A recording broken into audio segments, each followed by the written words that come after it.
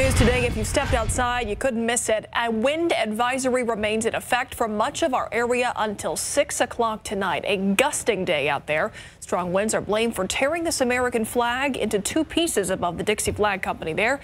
Dixie Flag has said they would replace that flag, but that was far from the only damage done. As Pilar Arias reports, high winds had homeowners on the south side gearing up to clean up.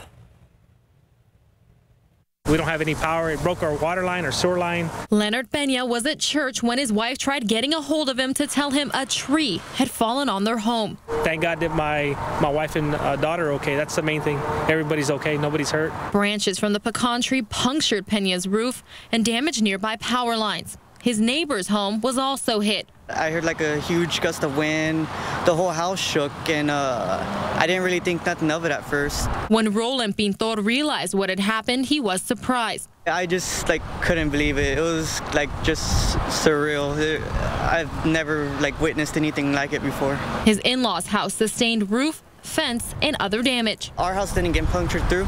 It just has cracks all along the top of the roof. The whole house just kind of shifted, and that's it. Both families now left cleaning up the mess, and the Peñas will be filing an insurance claim in hopes of getting assistance paying to repair the damages.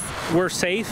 This can be replaced. Lives can be replaced. So I thank God that he protected me and my family and my neighbors, and the rest is just material that we can replace. Pilar Arias, KSAT 12 News.